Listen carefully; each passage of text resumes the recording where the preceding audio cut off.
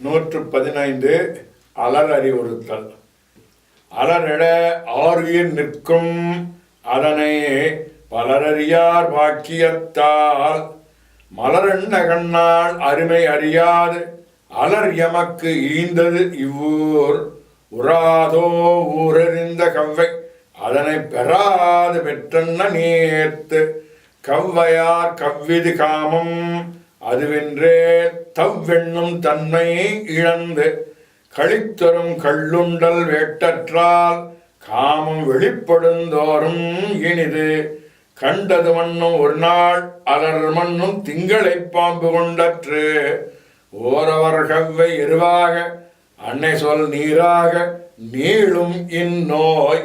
நெய்யால் எரிநுதுப்பேம் என்றற்றால் கவ்வையால் காமம் நுதுப்பேம் எனல்